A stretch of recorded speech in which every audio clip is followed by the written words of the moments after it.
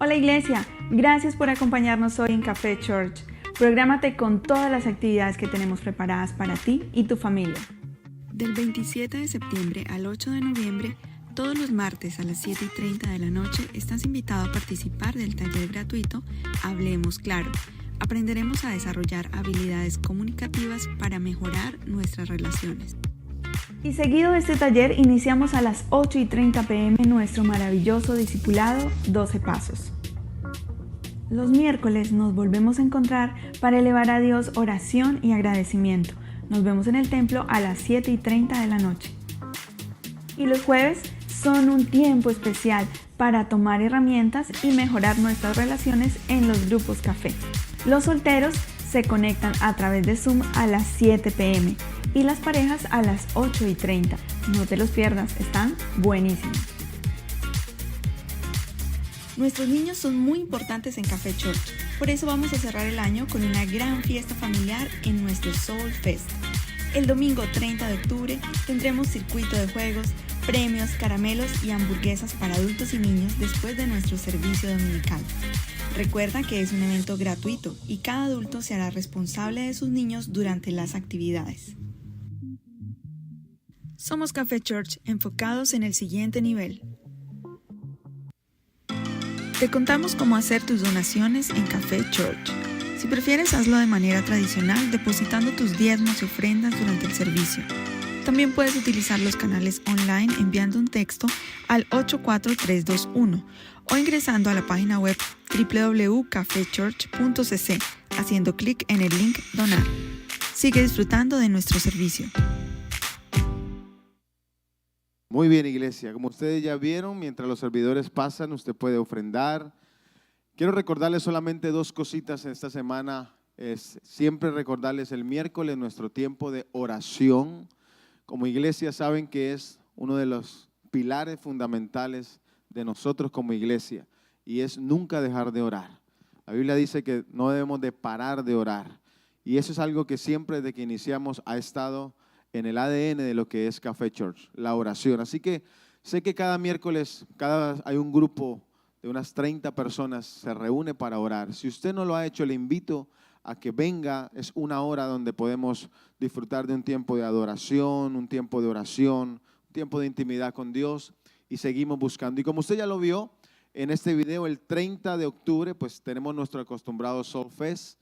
Después del servicio vamos a tener allá afuera muchas estaciones de juego para los niños. Es una linda oportunidad para que usted invite amigos con niños. Vamos a tener allí un compartir después del servicio para que usted pueda disfrutar con sus hijos, los que están cada domingo en este lugar.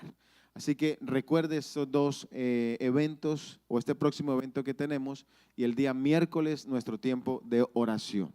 Muy bien, este fin de semana tuvimos la oportunidad de tener con nosotros al pastor José Ordóñez y a Yasmín, su esposa, que nos visitan desde Colombia. Tal vez algunos pudieron disfrutar del evento que él hizo en febrero en este lugar. Lo disfrutamos bastante. Pues tuvimos 2 días de retiro con 14 parejas. Fue un aprendizaje increíble. No sé cuántas parejas hay aquí de los que estuvieron en el retiro. Aprendimos bastante a nivel bíblico cómo debemos de llevar un hogar.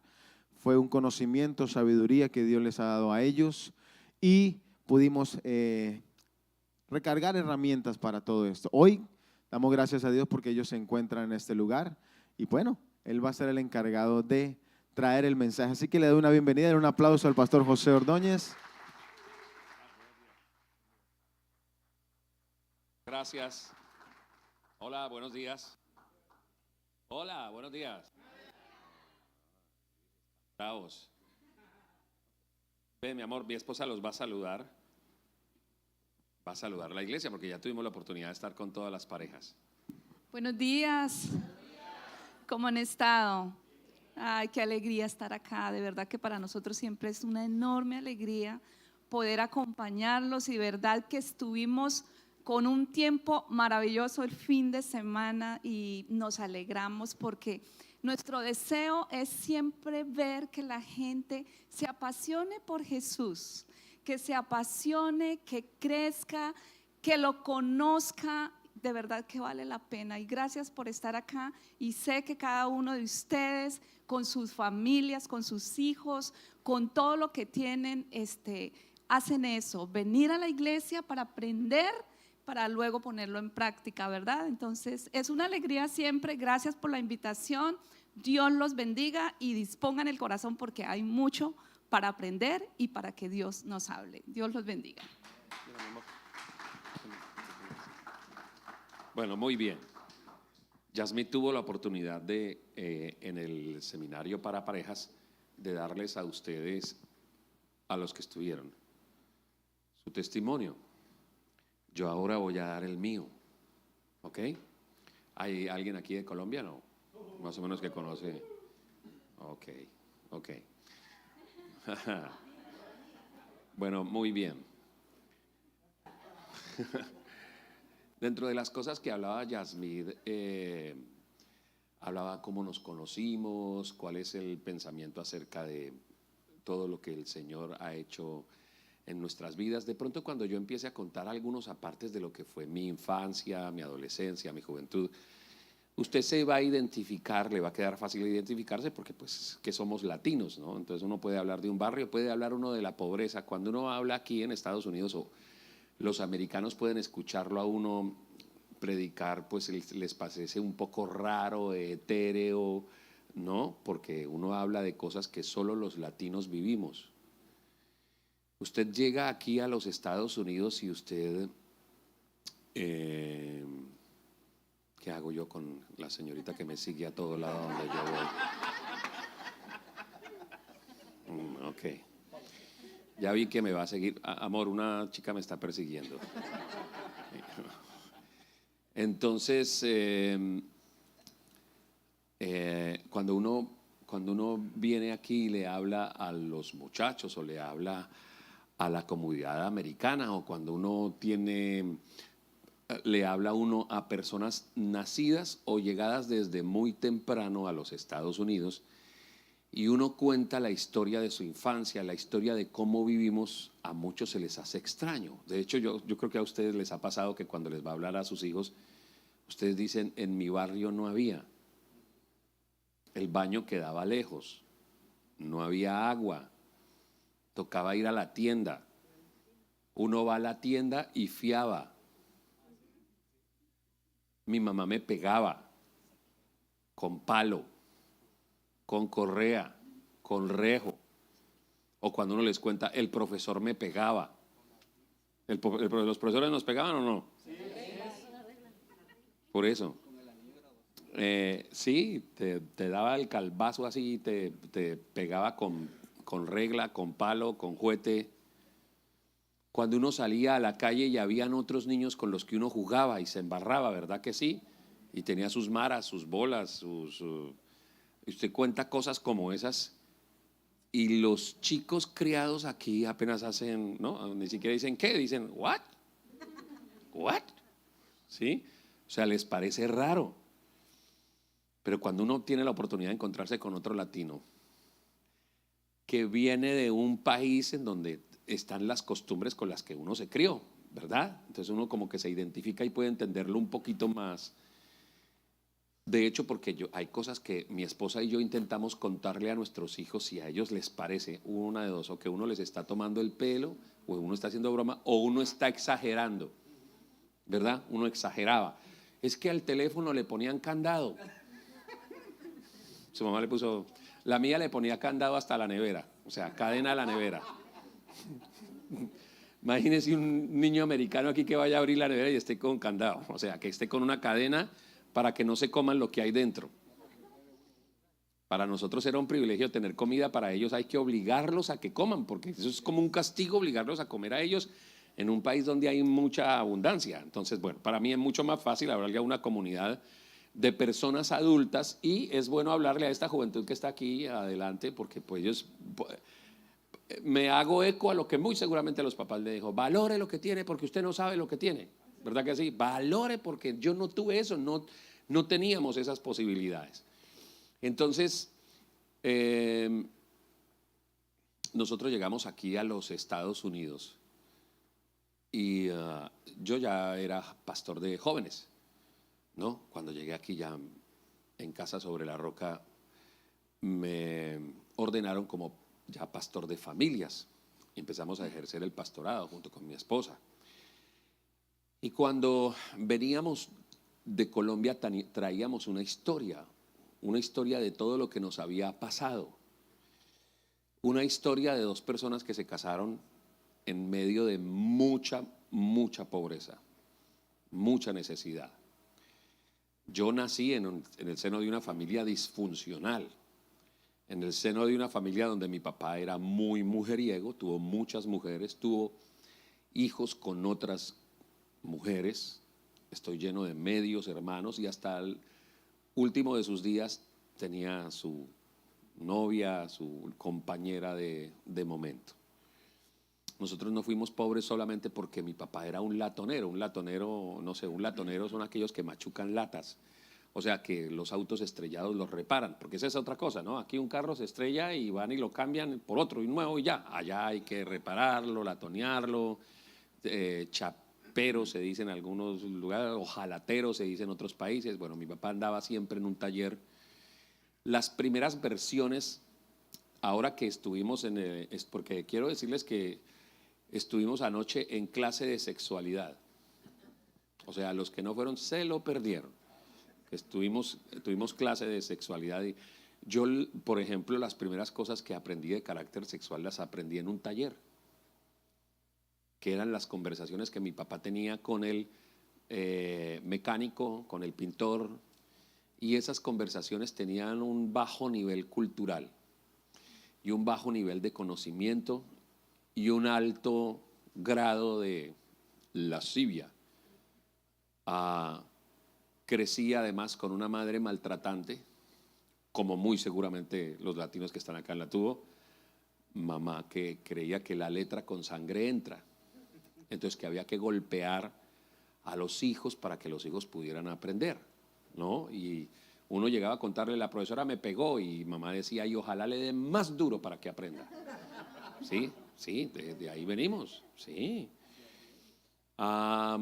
Y entonces, criado en medio de esa dificultad, además con una característica, yo ya no lo llamo problema, yo solía llamarlo problema, ahora lo llamo con una condición especial: ser hiperactivo, ¿sí? Yo dije, un problema, soy hiperactivo. No, pues eso es una condición especial que, bien canalizada, pues de todas maneras es.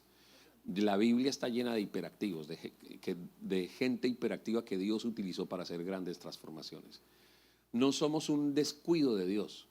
O sea, cuando tú naciste con el carácter que tú tienes, no fue un error que hayas nacido con la manera como te puedes comportar. Dios quiere utilizar tu temperamento, tu forma de ser, tus condiciones especiales, la inteligencia que tienes para los números, la procacidad que tienes para los deportes, la percepción que tienes acerca de la mezcla de los colores del diseño gráfico, la tonalidad de tu voz,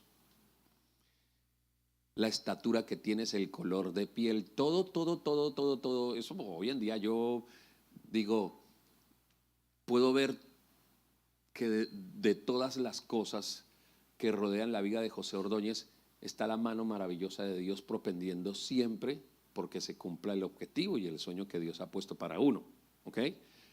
Encontrarse con la mujer adecuada, vivir obedeciendo a Dios para ver cómo Él, conforme uno va avanzando en la vida, Él permite que su propósito sea cumplido en uno. Entonces, en un hogar disfuncional, con el problema de hiperactividad, y que cada vez que mi mamá y mi papá peleaban, yo me tenía que ir de casa con mi papá.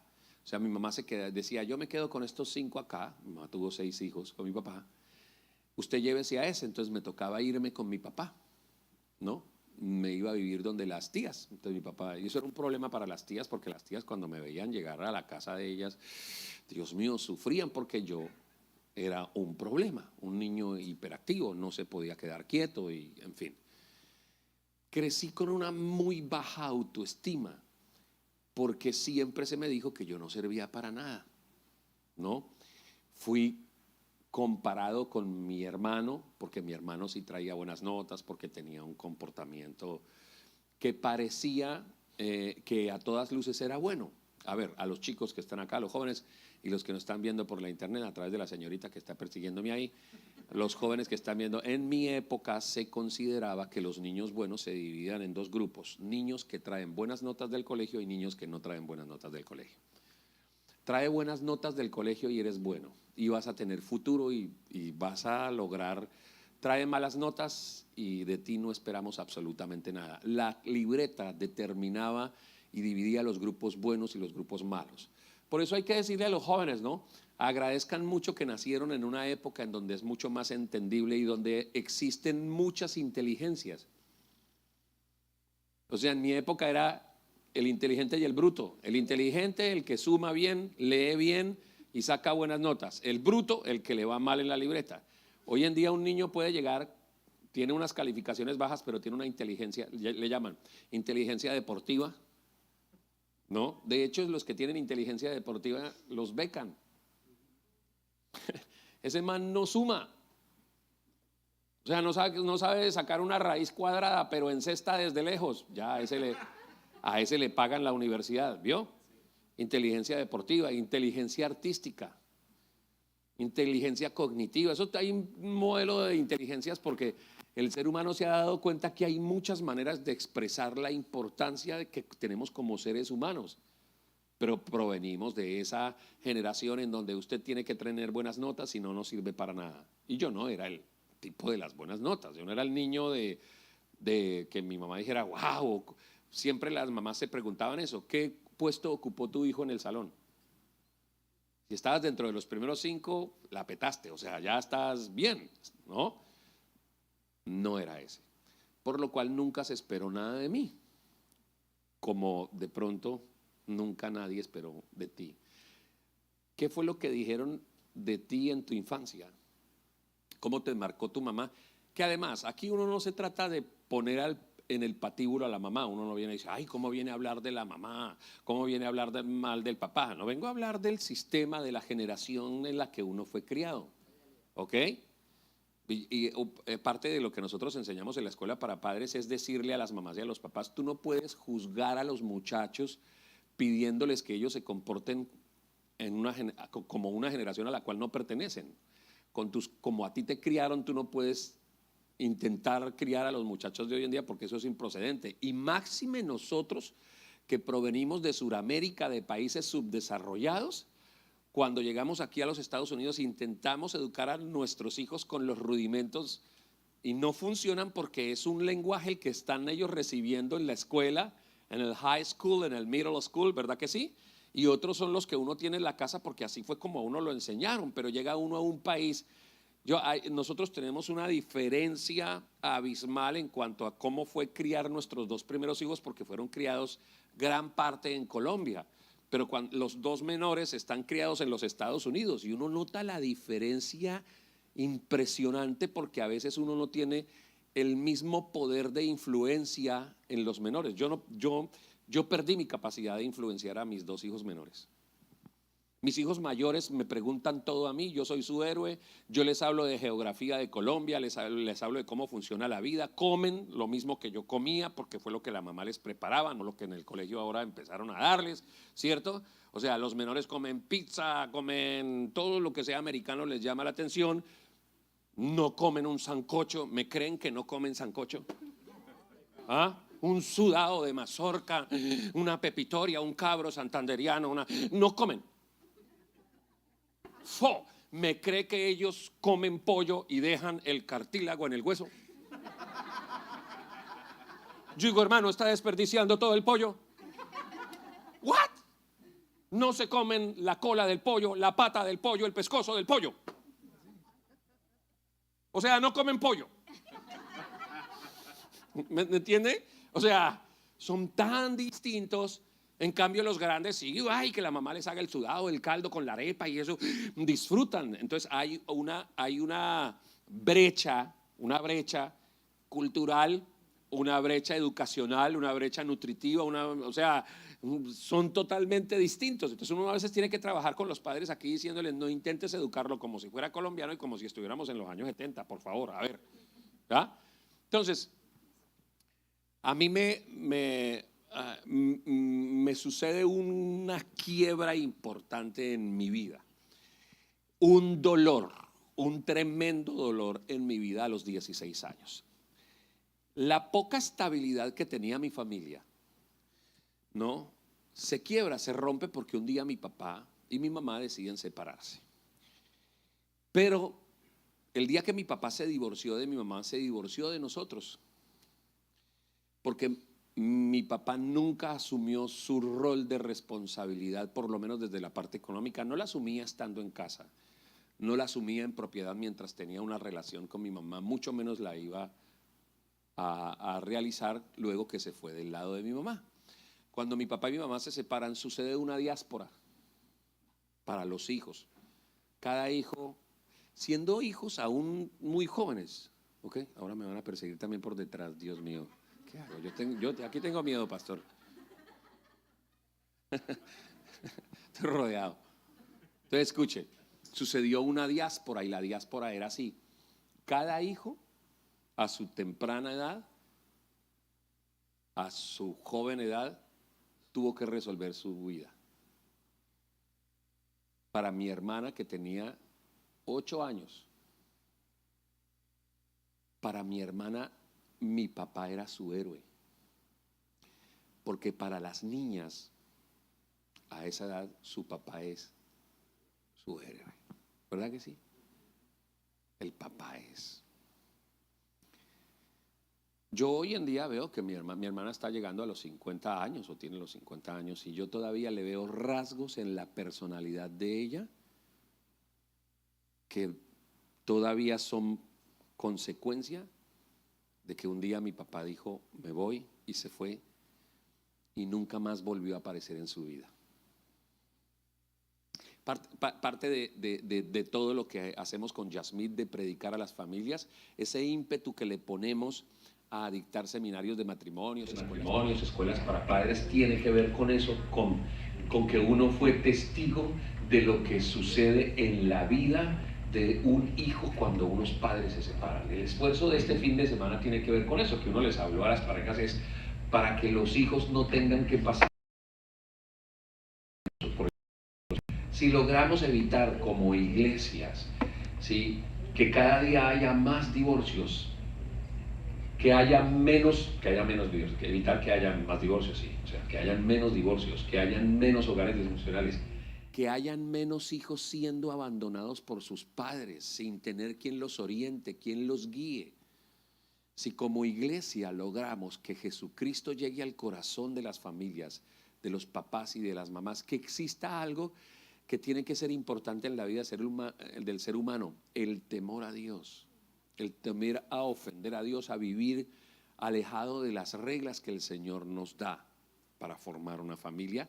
Si en la medida en que nosotros, todos nuestros esfuerzos conduzcan a que cada día las parejas se amen más, los matrimonios estén más cohesionados, los hijos sean criados en hogares estables, seguro que estaremos en la brecha adecuada. Bueno, también hay que tener en cuenta algo. Nosotros provenimos de una generación, de unos países en donde la información de la palabra de Dios no estaba asequible para nosotros. A mi mamá y a mi abuela le decían que el que leía la Biblia, ¿qué le pasaba? Se volvía loco. Que no había que leer Biblia porque uno se volvía loco. Pero resulta que usted y yo empezamos a leer Biblia, y cuando empezamos a leer Biblia encontramos que decía el Señor: conocerán la verdad, y la verdad, ¿qué pasa? Los hará libres. A mí me decían, si uno lee la Biblia se vuelve loco, pero empecé a leer Biblia y la Biblia dice: conozca la verdad porque la verdad lo va a hacer libre. Fue a través de la palabra de Dios que todos esos dolores que les estoy narrando fueron sanados. De otra manera no hubieran sido sanados.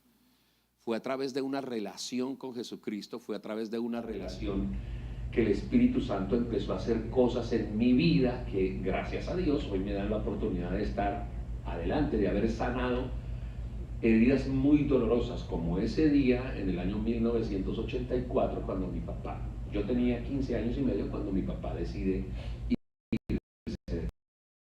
Como siempre solía decir, usted no se queda conmigo, usted se va con su papá. Me compró un ticket y me mandó para Bogotá. Cuando yo llego a Bogotá, a la edad de 15 años y medio, casi 16, yo llego a vivir con mi abuela Bernarda, que era la loca de la familia. ¿Por qué le decían la loca de la familia? Porque mi abuela iba a una iglesia evangélica, a una iglesia cristiana. Me adelanto un poquito al final. Cuando tú comparas, éramos 6, ¿verdad? 6. Solo uno de ellos conoce el evangelio y lo acepta en la juventud, ¿ok? Y ese conocimiento que yo tuve del evangelio, conforme tú ves la línea de la vida, tú te das cuenta la enorme diferencia que hace el evangelio cuando llega a la vida de una persona. O sea, como esto no se trata de uno sentirse superior a los hermanos, se trata de ver la gloria de Dios reflejada en la vida de alguien que decidió aceptar desde su temprana edad, ¿cierto?, el evangelio, y el evangelio llegó a su vida. ¿Qué ha cometido? Los mismos errores, quizá errores peores que sus demás hermanos, pero que la piedad, la compasión y la misericordia de Dios se notan a lo largo de su existencia, ¿me entiendes? Ayer estábamos hablando algo, hubo una idea que expresé en algún momento de las conferencias y les dije a los padres que estaban ahí, lo mejor que usted puede hacer por sus hijos no es darles una educación, porque pues es bueno darle la educación, ¿cierto? Pero a nosotros también nos enseñaron y nos metieron ese código que está erróneo. Estudie para que sea alguien. ¿Lo escuchó alguna vez? Se lo dijeron, estudie para que sea alguien. Y a los padres que dicen ese tipo de cosas hay que decirles, discúlpeme, su hijo ya es alguien. El estudio no hace personas, el estudio no hace gente, la inteligencia y el conocimiento no hace gente. Si el conocimiento y el estudio hiciera gente, entonces su abuelito y su abuelito eran unos don nadies, ¿ok? Él ya es alguien. ¿Es importante tener estudio? Claro que es importante tener estudio, pero no es el todo tener el estudio, ¿ok? Conceptos erróneos que tiene la sociedad. No, es que tuvo relaciones sexuales. ¡Ay! Se volvió mujer. Yo te hice mujer. Ahora ya es una mujer. No, nació siendo una mujer. El sexo no vuelve hombre al hombre. Es un hombre. ¿Me entiende? Conceptos erróneos. Entonces, fue muy doloroso ese proceso, pero a diferencia de mis hermanos, yo llegué a vivir con una señora que tenía lo que a lo largo de mi existencia llegaría a ser la diferencia. Esa señora amaba a Cristo. Mi abuelita iba a una iglesia de corte bautista y me llevó por primera vez a una iglesia, y ahí, a esa edad, yo conocí el evangelio. Se me predicó a Cristo. Al poco tiempo yo era parte de esa comunidad cristiana. Aprendí mucha Biblia porque los bautistas siempre están estudiando Biblia y estudiando Biblia y estudiando Biblia. Allí asistí a mis primeros campamentos.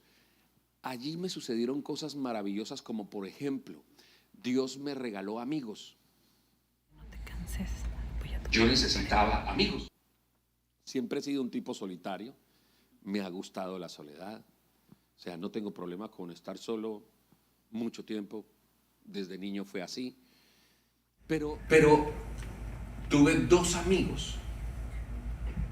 Asistían a la iglesia. Los Gómez, decía yo, porque era de apellido Gómez. Y qué bueno tener esa clase que los pone en el camino, que aman al Señor, que te regañan. Yo era un burdo, grosero, hijo de latonero, que echaban a cada rato de los colegios, porque para mí era la vulgaridad y era la broma y encontrar a esos muchachos al interior de la iglesia fue maravilloso. Los amigos que te regañaban, que se enojaban, que a veces te dejaban solo cuando tenías un mal comportamiento, te dejaban solo. Aprendí en la iglesia, dentro de las muchas cosas que aprendí a darle valor a la amistad. ¿Por qué tengo que venir a la iglesia? Porque en la iglesia está la gente que tiene el mismo código que tú, tienen el mismo ADN, tienen el mismo pensamiento. ¿Por qué tienes que venir con tus hijos a la iglesia? Porque debes demostrarle a tus hijos que es importante la búsqueda del Señor, porque es importante que se encuentren con muchachos que experimentan la misma forma de sentir, la misma forma de pensar, y porque necesitan estar rodeados. Y digo que hoy a lo largo del tiempo, digo, qué bueno que en la iglesia encontré ese par de amigos. La iglesia fue importante para mí. Desde los 16 años, asistir a la iglesia, pertenecer a la iglesia, leer Biblia y todo lo que pasa en la vida cristiana fue importante. Yo, como Yasmith les contó ayer mientras les hablaba de su testimonio, siempre fui un loco soñador. De hecho, siempre me dijeron que yo era el loco, porque yo tenía la capacidad de soñar y de creer que iba a llegar muy, muy lejos. Entonces, como yo era un loco soñador, emprendedor, siempre he tenido empresas. Mi primera empresa fue hacer gelatinas de pata. No sé si alguien puede entender el concepto de la pata de la vaca se hace un dulce. Yo sé que eso es raro, ¿no? O sea, eso suena como... Yo mismo me levantaba a 4 de la mañana y hacía mis gelatinas y me iba a vender a un supermercado. Fui vendedor ambulante. Luego ya fui vendedor ambulante, vendía papel higiénico por las calles de Bogotá, ¿no? Y con eso me ganaba la vida. Siempre fui autosuficiente. Nunca estudié hasta el 3º bachillerato. No tengo más estudio. Pero ahí me ganaba por las calles de Bogotá siendo vendedor ambulante y soñaba con que algún día, yo recuerdo estar vendiendo mis gelatinas de pata y tener un radiecito así pequeñito para escuchar todo lo que fuera humor. Y yo escuchaba a un humorista que se llamaba en ese tiempo, ya murió el señor, Guillermo Zuluaga Montecristo. Yo escuchaba las aventuras de Montecristo y escuchaba cómo la gente se reía.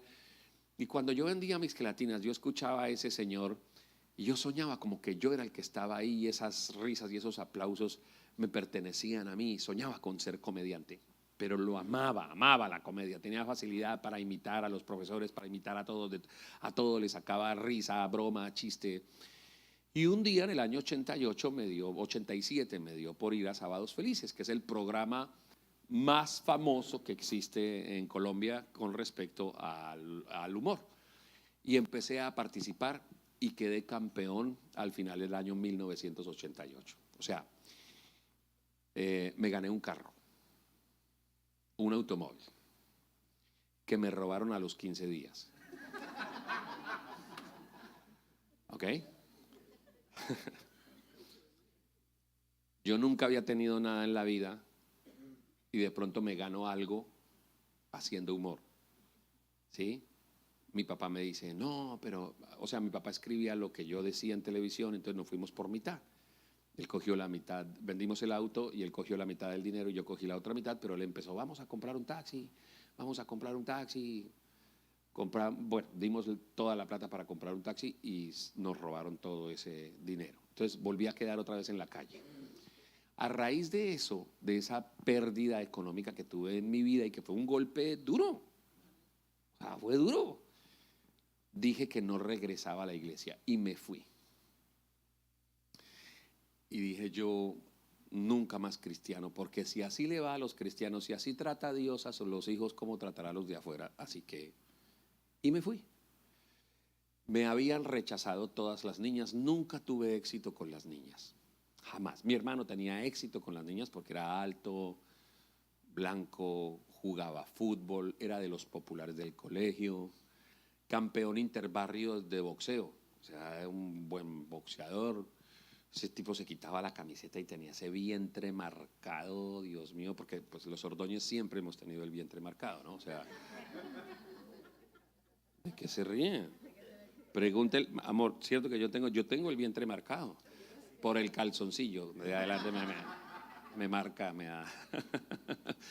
Entonces, yo no tenía éxito. Parte de la preocupación que existía en la vida de mi papá es que mi papá tenía un concepto erróneo de lo que significa ser hombre. Se lo enseñó su papá. Mi abuelo le enseñó a mi papá que los hombres para demostrar que fueran hombres tenían novias y tenían sexo. Si no tenían sexo, no tenían novias desde temprana edad, algo estaba pasando. Entre más temprano empezara la vida sexual un hombre, más hombre se volvía. Entre más hijos tuviera con diferentes mujeres y más capacidad de tener sexo con ellas lo más rápido posible, más hombres eran. Y mi hermano le cumplía todos los estereotipos a mi papá. O sea, mi hermano era el que mi papá mostraba. Porque este sí es un varón. Este desde temprano edad ya decía mi papá, bajó de peso, ya es un varón, ya es. Pero yo, como tenía todos los procesos retrasados en mi vida, yo hasta los 2 años caminé, yo era pequeñito. A los 15 años mi hermana de 13 años era 2 centímetros más grande que yo, más fuerte que yo. Cuando yo a los 17, 18 años hacía una llamada telefónica, me decían, sí, señorita, señorita, señorita, porque mi voz era aflautada. Usted ve esta voz que yo hoy en día tengo. Yo ayer les estaba contando a ustedes, les digo, no sé si ustedes me lo creerán, pero es así, mi esposa está aquí, lo que puede certificar. Yo después de casado crecí 5 centímetros. O sea, yo conocí a Yasmid y empecé a comer bien y empecé a crecer y soy más alto y ahora pues yo me quedo aterrado, no sé cómo llamarle a eso, ¿no? Entonces yo era debilucho, yo era poco agraciado para las mujeres, jugábamos al papá y a la mamá y a mí me tocaba ser de suegra. O sea, no tenía éxito con las niñas. Tuve mi primera novia a los 15 años, que fue una niña pues que me gustaba. Pero ese noviazgo duró 3 meses porque un día el líder de jóvenes le dijo, vos no podés, era un argentino, decía, vos no podés estar con ese tipo, pero vení acá, vos estás loca. Vos sabés lo que hace el tipo vende papel higiénico por la calle de Bogotá. Vos te metiste con un vendedor ambulante, esas son todas las aspiraciones que vos tenés en la vida. Escuchá, pelotuda, escúchame bien, escuchá lo que te voy a decir, escuchá, vos sos la líder de una casa, de una iglesia, una líder de unos jóvenes. Si vos no terminás el noviazgo con ese perdedor, vos no podés seguir en el liderazgo. Y ya hasta ahí duró el noviazgo. Luego, como 2 años más tarde, tuve mi segunda novia, que era la hija del vendedor ambulante que me enseñó a hacer las gelatinas de pata. ¿Ok? Y tenía una señora, una mamá que es así. O sea, cuando yo cuento un chiste de suegra, me encanta imaginarme a esa señora. Porque era un dichado de virtudes, la señora esa, Dios mío. Pero una señora mala, se metía en la relación, era un genio de señora que se alegró mucho cuando me gané el carro en Sábados Felices. La señora se puso feliz, dijo, ahora sí, quiero que se casen con él. Y cuando me robaron el carro, un día fui a visitar a la novia y no estaba.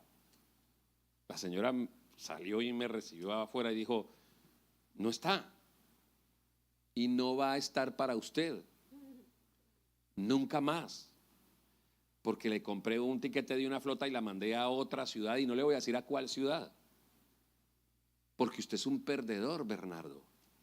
Métaselo en la cabeza, usted es un perdedor, a usted nada le pasa bien en la vida, nada. Usted es un tipo que ni familia tiene. Todo este tiempo que llevamos de conocerlo y nada, hasta su familia lo tiene abandonado. Usted es un perdedor. Y sabe una cosa, Bernardo, yo le he pedido mucho a Dios que mi hija no se case nunca con un perdedor, porque yo llevo 30 años casada con un perdedor. Y yo no quiero ese destino para mi hija, así que váyase.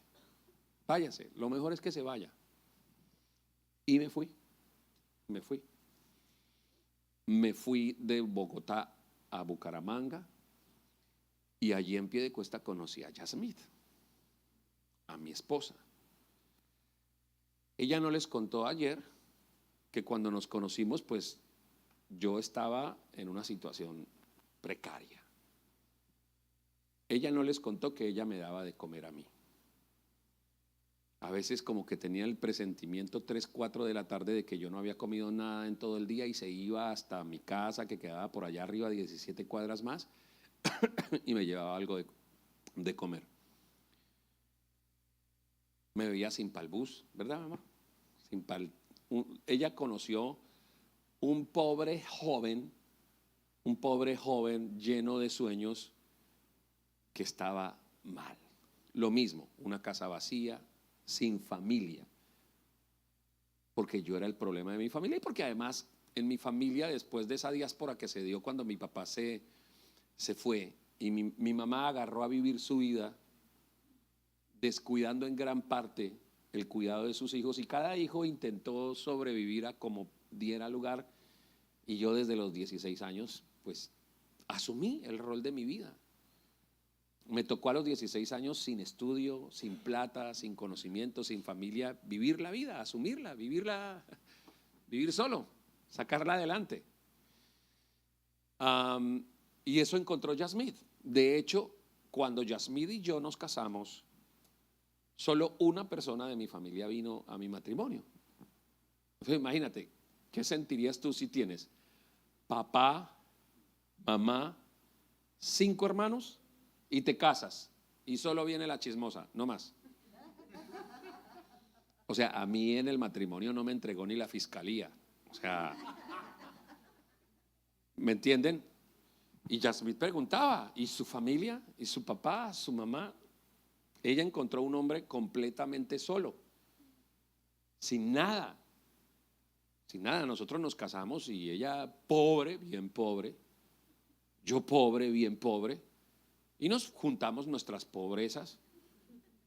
Nos fuimos a vivir a una habitación. Nuestra luna de miel fue con un colchón tirado en el piso.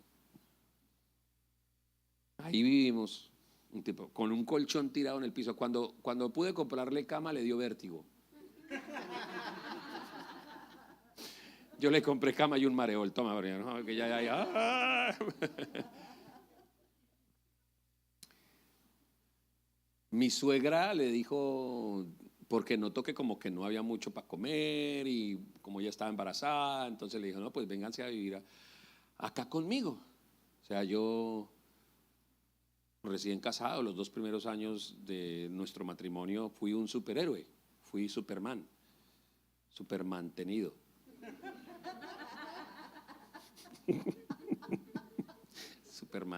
Superman tenido, sí. Hay algunas señoras que dicen, no, entonces yo en la casa tengo la Liga de la Justicia porque tengo unos de 25, 30 que todavía estoy manteniendo. Cuando usted vaya a la casa hoy, dígale, Superman, ven.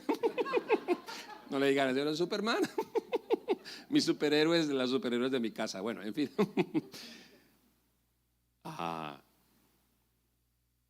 Yo soñaba con ser comediante.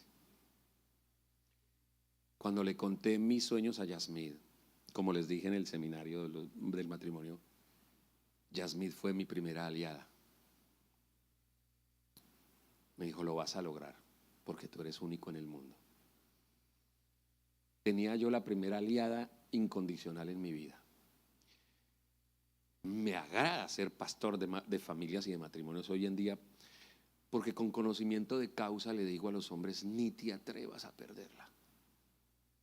Brother, tú no sabes el enorme regalo que es una esposa. Le voy a sumar un poquito más. Tú no sabes el incalculable valor que tiene una esposa que ama a Dios, que tiene temor de Dios. Dice la palabra de Dios, el que haya mujer, haya el bien. Mire qué peligroso discurso se le está dando hoy en día a los jóvenes, a estos jovencitos. Mire qué peligroso discurso, que el matrimonio no vale la pena. Peligrosos discursos que tiene una agenda que intenta hacerle daño a los jóvenes de hoy en día. Primero, el matrimonio no vale la pena. Segundo, no hay que tener hijos. Hoy en día no vale la pena tener hijos. todo atacando a la familia, a destruir la base principal, el núcleo de nuestra familia. Pues resulta que, queridos jóvenes, casarse es de las cosas más espectaculares que hay. Vivir con una persona que te ama, que se levanta contigo, se acuesta contigo, con la que compartes, con la que lloras, con la que ríes, la persona que te regaña, la persona que te exige. Qué bonito es tener, ¿cierto? Es cansón. A veces se pasan un poquito de la raya, a veces, o sea, ¿cierto? Pero qué bueno es levantarse uno y ver a la persona que te educa, te instruye, te bendice, te acompaña y sobre todo que te regala esa amable experiencia y sensación de saber que no la va a espantar ni el dolor, ni la pobreza, ni la enfermedad. Siempre les digo a los hombres, hermanos, si algún día la vida te lleva a estar como un vegetal en la cama, enfermo, y alguien te tiene que cambiar el pañal, solo una persona en la vida está capacitada para hacerlo por ti con amor. O sea, piensen en esto. Si en algún momento estando en tu cama te tienen que limpiar la caca y lo tiene que hacer una hija o un hijo, en ese momento tú eres una carga para tu hijo y para tu hija. Carga. No digo que no lo van a hacer. ¿Lo van a hacer? Sí, lo van a hacer, ¿ok? Pero te llamas carga, porque tienes una carga adicional, porque tu hijo y tu hija tienen compromisos en la vida y te van a dar el tiempo que les quede libre sobre todas sus obligaciones para poder ayudarte y estar contigo. Eso es una carga. Pero solo una persona lo haría sin asco, no tiene problema. Y al hacerlo lo haría con amor. Y haciéndolo te diría que te ama, que te quiere y que espera que Dios te saque de ahí. ¿Verdad que sí? Solo una. O sea, esa a la que muchas veces le pagamos mal, la maltratamos, decimos cosas feas, las dejamos solas, las herimos. No es de extrañarse que muchas personas tengan una mala vejez, si lo primero que hacen es destruir la vida de la persona que Dios ha puesto para bendecirlos en su vejez, para acompañarlos. Por lo cual, todavía sigo predicando en modo matrimonio, pastor, qué pena. Por lo cual, ni te atrevas a perderla. Cuídala, bendícela, acompáñala. Es un regalo maravilloso que te ha dado Dios. Empezamos un matrimonio sin Cristo, alejado de Dios, poniendo en práctica todas las cosas y rudimentos que nos había enseñado la sociedad y la familia. Y un día vino el éxito. A mí me costó pasar del estrato 0 al estrato 6, me costó 36 horas. Un día me senté en una emisora, esto lo saben los colombianos, ¿verdad? Un día me senté en una emisora, empecé a contar chistes durante 36 horas sin parar. Colombia entera se paralizó. Solo se escuchaba la voz de José Ordóñez. Tú podías caminar por las calles y escuchabas solo a José Ordóñez. Entonces subías a un bus y ahí estaba José Ordóñez. Te subías a un taxi y todo el mundo escuchando chistes de José Ordóñez. En un país en el año 94 convulsionado con las bombas de Pablo Escobar, con el narcotráfico, con una violencia rampante, alguien hace que durante día y medio el país se olvide de sus preocupaciones, de sus problemas y se sienta alrededor de un radio a reírse. Al día siguiente estaba yo en el periódico El Tiempo, al día siguiente estaba en los noticieros, al día siguiente estaba haciendo el personaje del año. Al poco tiempo monté mi programa de televisión, empecé a viajar por el mundo y mi primera aliada fue mi primera víctima, porque destruí el corazón de mi esposa. Porque sabe una cosa, la sociedad nos enseña a buscar con ansiedad el éxito, pero no nos prepara para el éxito. Creemos que lograr los objetivos, los sueños, el éxito, el dinero es el todo de la vida. Pero cuando llegamos ahí no sabemos qué hacer con eso. La Biblia nos enseña que no hay momento más peligroso en la vida del ser humano que cuando logra sus objetivos y sus sueños y sus ambiciones. Sí nos lo advierte. Nos muestra la vida de David. El peor época de David no fue cuando su padre lo desdeñaba, porque su padre lo trataba mal. La peor época de David no fue cuando fue perseguido por Saúl y Saúl buscaba matarlo y él tuvo que vivir en medio de cuevas y hacerse el loco, aguantar hambre, vivir con todo lo peor de la sociedad. Esa no fue la peor época de David. La peor época de David fue cuando todo estaba bien. La peor época de David fue cuando tuvo la mejor casa porque tenía un palacio. La peor época de David fue cuando daba por descontado que Dios tenía que bendecirlo en todo lo que él hiciera, porque ya era tan bendecido David que Dios decía: he entregado en tu mano al enemigo, y no había salido a la batalla y ya Dios le había dicho que iba a ganar y que le iba a dar la victoria.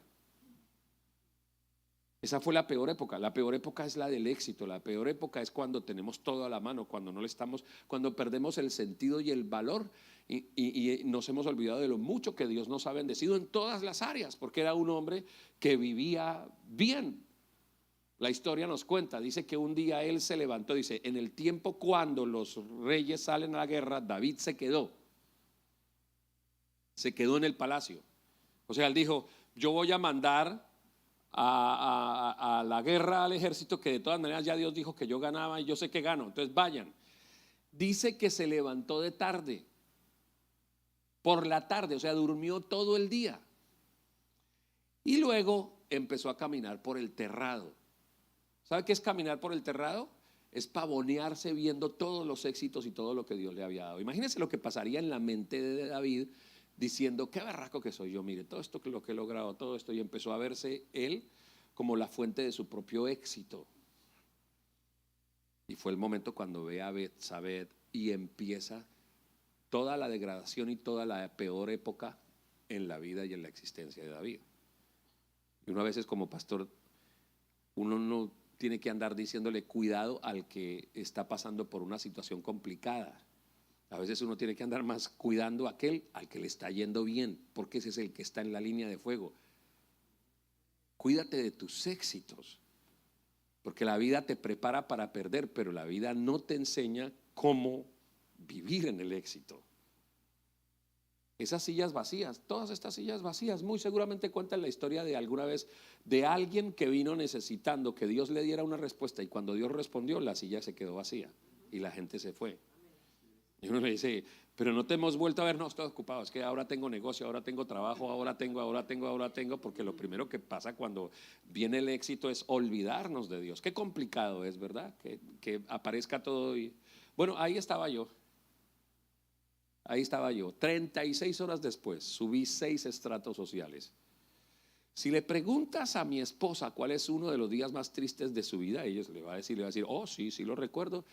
Estábamos en Plaza de las Américas, en un centro comercial en Bogotá, y mi esposo había llenado 3 carros de mercado y de cosas que había comprado, así los había puesto ahí, y me dice: pídeme todo lo que quieras de este centro comercial, que yo soy tan berraco que te lo compro. Y ella dice: me sentí tan miserable de escuchar que mi esposo creía que lo que yo necesitaba en la vida para ser feliz era que él me diera cosas. Yo no quería cosas. Detestaba entrar a los mejores restaurantes porque él se ufanaba. Había perdido a mi esposo. Ahora tenía el hombre de los 43 puntos de rating en televisión, el hombre del premio India Catalina, Simón Bolívar, el hombre de los pergaminos, el del cóctel, el que se pavoneaba con el jet set de Colombia. Y deseé volver a los primeros días en donde en una mesa sencilla comíamos arroz y huevo. Fue duro. Amo a mi esposa porque el otro día estábamos hablando con una vecina que fue testigo de todo esto y decía, costeña, ella decía: joda, José, esa mujer sí te ama, no joda, que perdonate todo lo que le hiciste, que tú fuiste muy malo, José. Bueno, ayer ella contaba qué se hace para perdonar. No se puede perdonar si Cristo no está ahí. No estaríamos los dos si Cristo no estuviera acá, y seguimos cometiendo errores, seguimos equivocándonos, pasando por toda clase de situaciones, y cuando se prenden las alarmas de cualquier situación en nuestro matrimonio, acudimos a Cristo y decimos: Señor, por favor, perdónanos, ayúdanos. Termino con esto. Nos dijeron, año 2007, cuando llegamos acá, que íbamos a hacer, que íbamos a estar en Miami. Que aquí íbamos a ser pastores. Yo me imaginé viviendo en Bogotá y me dicen: le vamos a dar una visa de trabajo para que se vaya a vivir a los Estados Unidos, y una red de emisoras cristianas me contrató para estar acá. Y cuando a mí me dijeron Miami, ojo que se dice Miami, Miami es capital del sol, ¿ok? Lo llaman el centro de Latinoamérica porque todo el mundo dice: si un artista quiere salir adelante, vaya a Miami, porque Miami es el centro de todo.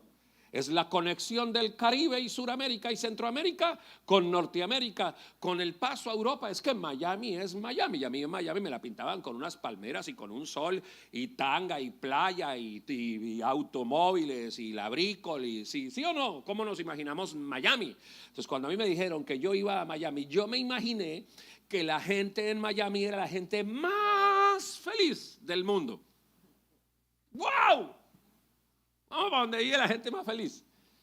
Y me dieron la oportunidad de ser pastor de esa gente feliz, ¿no? Entonces, pastorear la gente más feliz que existe en toda Latinoamérica. A ver, eso debe ser, ¿no? No.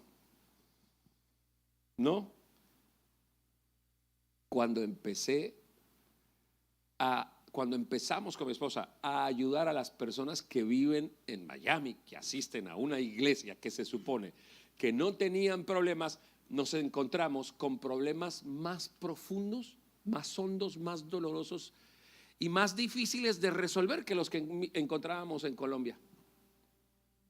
Porque ¿sabe qué? Miami tiene la capacidad de que tú llegas y lo primero que empieza a pasar cuando tú llegas es que tú vas a los outlets o vas a los almacenes y empiezas a buscar vestirte de la manera como nunca te vestirías en tu país, ¿verdad? Te vas al Centro Mundial del Gancho, que eso se llama Ross. Eso es horas y horas y horas y horas pasando ganchos, horas y horas y horas y horas y horas y horas y horas. Centro Mundial del Gancho. Y de pronto ves una Tommy.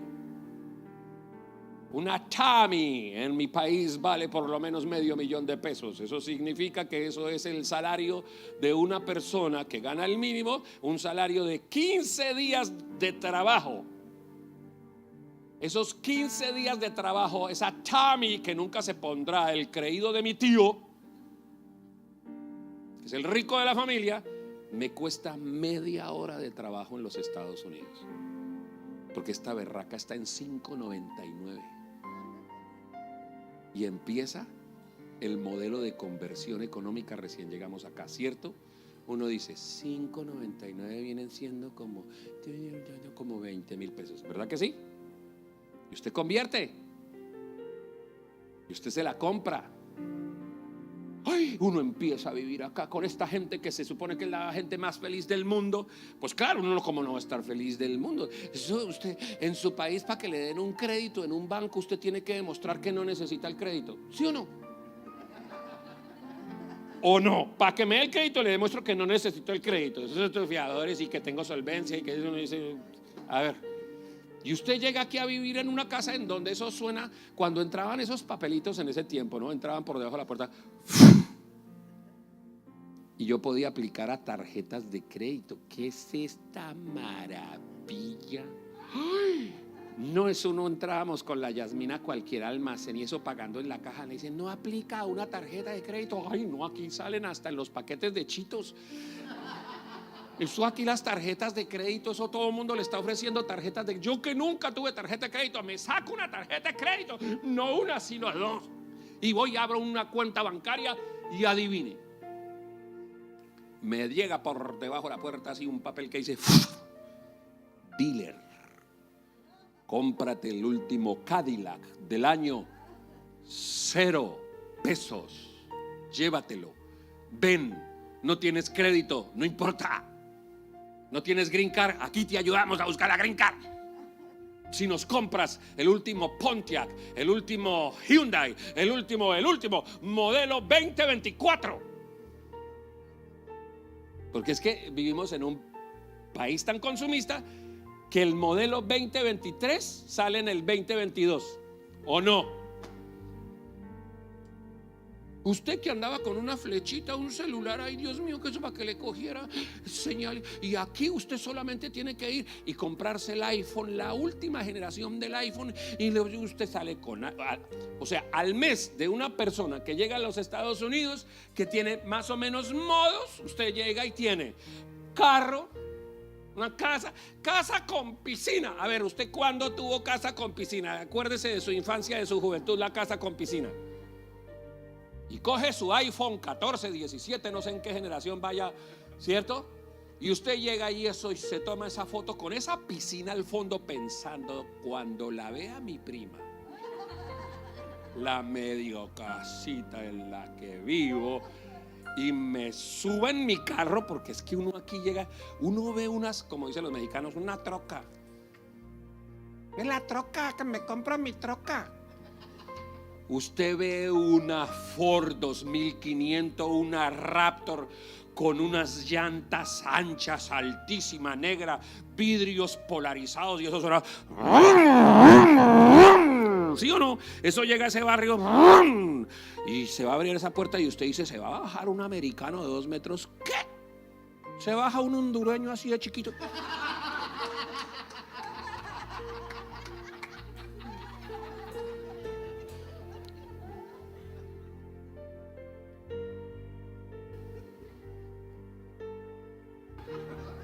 Uno dice, esa es la vida feliz, ¿sí o no? Eso es lo que me merezco yo.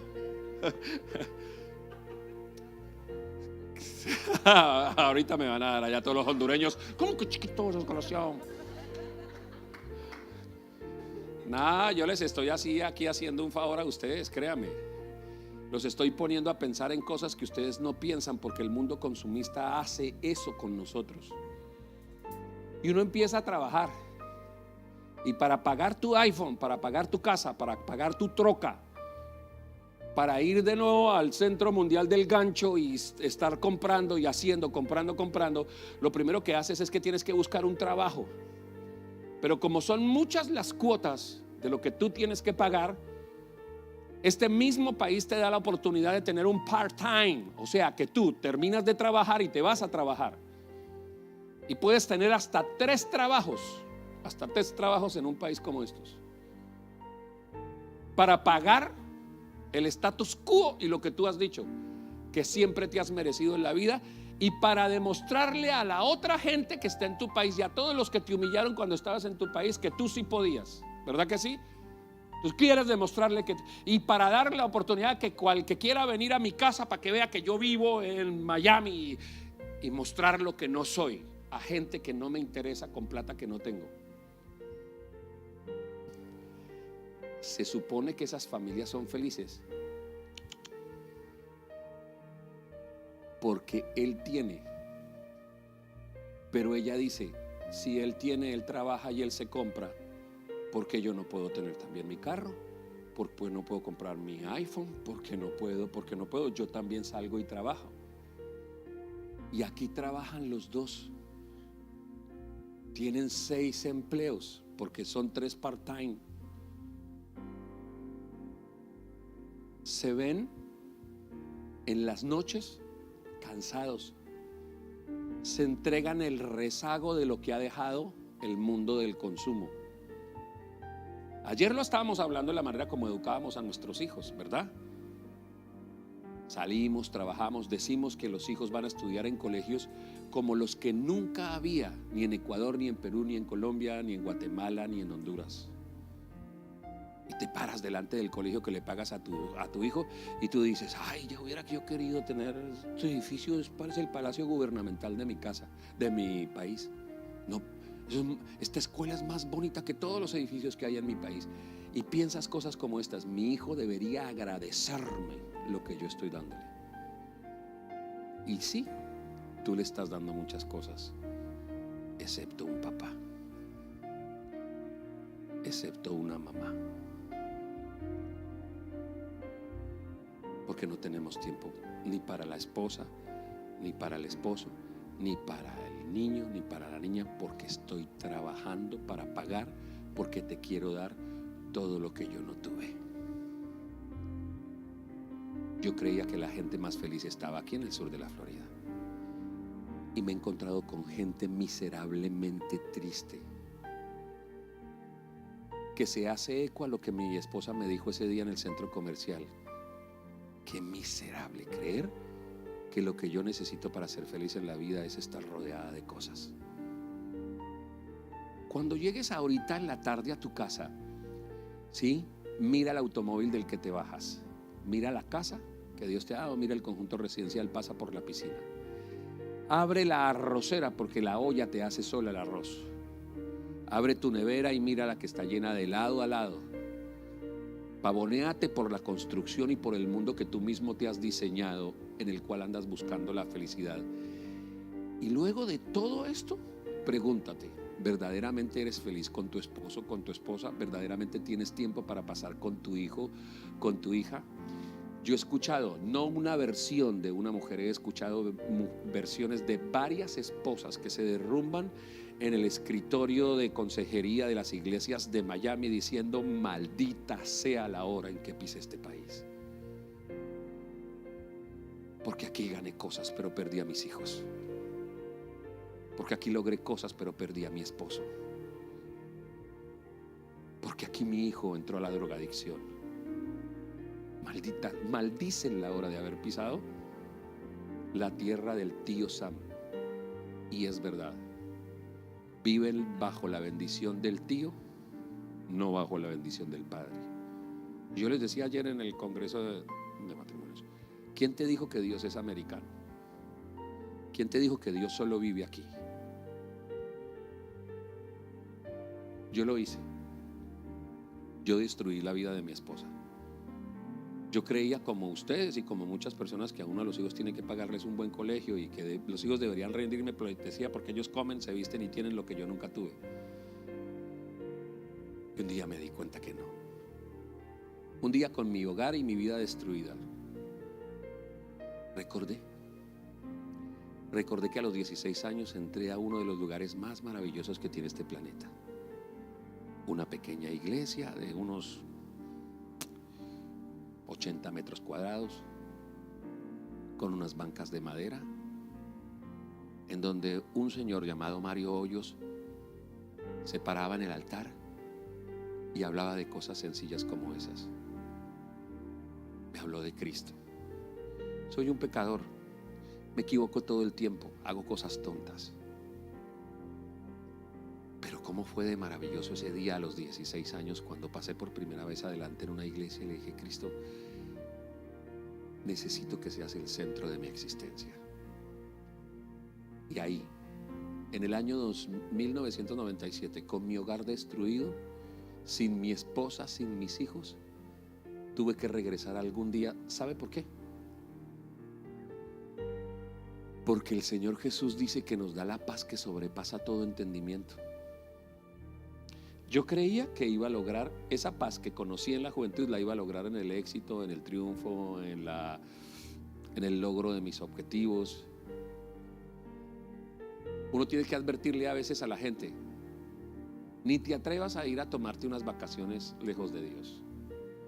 Ni creas que después de haber probado el evangelio, ni creas que después de haber venido a la iglesia, ni creas que después de haber tenido una relación firme con Dios, ni creas que vas a encontrar en cualquier otro aspecto de la vida en cualquier experiencia que tengas, ni creas que vas a encontrar siquiera un atisbo de la paz que tienes cuando estás bien con Dios.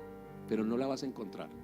Te reto a que intentes hacerlo y vas a ver que todos son glorias efímeras, estados de felicidad momentáneos, porque tan bonito que es subirse uno a una camioneta que huele a nuevo y acelerarla por primera vez y disfrutarla. ¿Cuánto te disfrutas algo que sea nuevo, que anhelaste?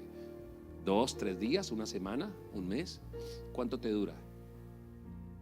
¿Cuánto te dura un viaje? ¿Cuánto te dura lo que haces? Las cosas con las que intentas llenar tu vida y que te den la felicidad que solo Cristo da. Porque la paz que sobrepasa todo entendimiento es esta: que aunque nos esté yendo mal, aún en medio de todos los problemas, el Señor nos bendice y nos da su paz. La paz afuera en la sociedad solo significa ausencia de problemas. O sea, la gente afuera dice: necesito tener paz, es no tener problemas. Pero Cristo te da esa paz que sobrepasa todo entendimiento, que te voy a dar paz a pesar de todos los problemas que tengas, a pesar de todas las dificultades por las que estés pasando, por lo que estés viviendo.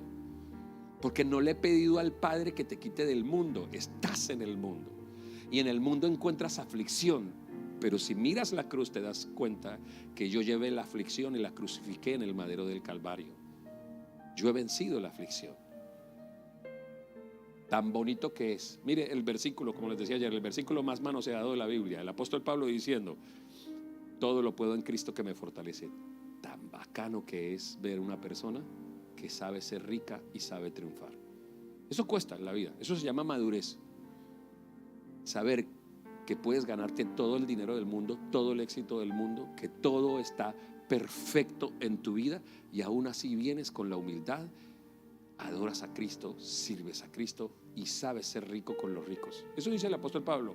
Dice: yo sé ser rico con los ricos y sé ser pobre con los pobres. He aprendido a ser pobre, he aprendido a contentarme con lo poco o lo mucho que llegue a mi vida, porque todo lo puedo en Cristo que me fortalece. Mi esposa y yo hemos venido este fin de semana a compartir con ustedes y ha sido un placer.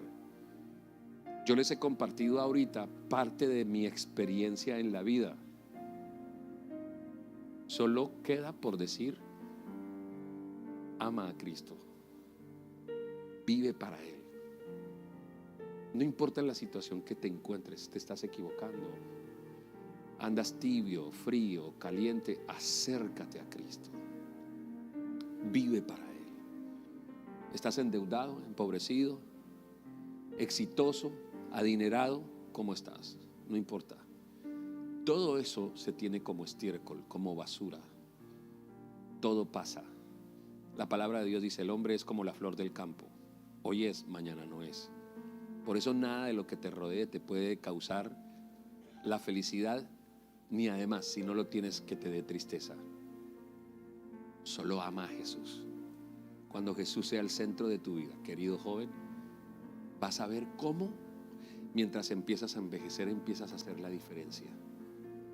Cómo se va notando que nunca hiciste nada bueno o hiciste pocas cosas buenas, pero tu amor y tu pasión por el Señor siempre te sacó adelante, porque su misericordia estuvo acompañándote. Ten un mejor hogar si Cristo está ahí. Seguro que sí. ¿Quieres darle lo mejor a tus hijos? Háblales del amor de Cristo y que Cristo siempre sea la razón de sus vidas. Porque sea que vivamos, sea que muramos, somos de Cristo y lo debemos hacer para Cristo. Padre, te damos gracias. Infinitas gracias, Señor Dios, por la existencia que tú nos has dado. Gracias, Señor, por habernos dado vida y vida en abundancia cuando subiste al madero del Calvario y entregaste toda tu existencia. No merezco todo lo que hiciste, Señor Dios, pero lo hiciste por amor a mí. No merecemos absolutamente nada, nada. Pero tu amor nos ha cubierto, tu amor nos ha bendecido. Perdónanos, Señor Dios, por nuestra mediocre manera de vivir.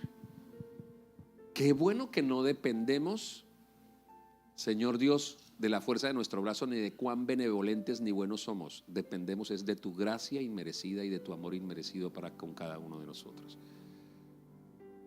Yo oro por cada una de las personas que han venido aquí y por todos los que están en la internet, Señor Dios, para que tengan la oportunidad de acercarse a ti.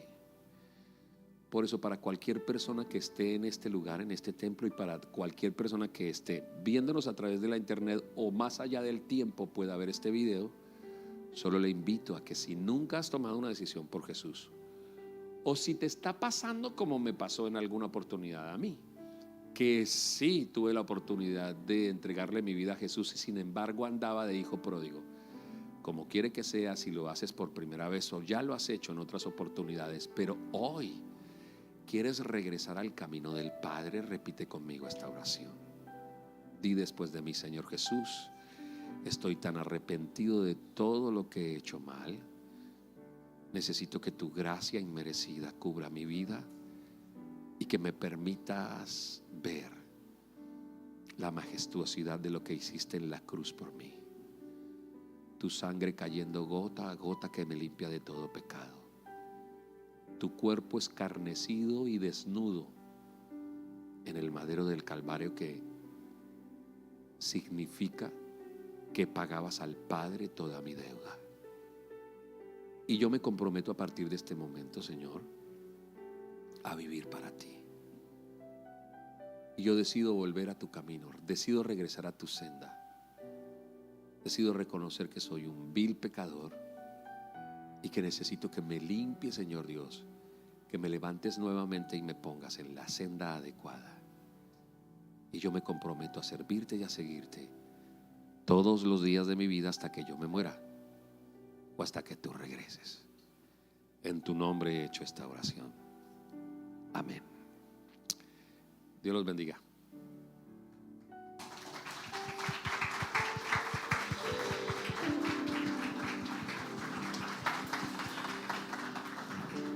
Qué bueno, Dios. Antes de terminar, queremos reconocer si hay visitas. Nosotros por primera vez, solamente quiero que me levante su mano. Queremos darle un detalle.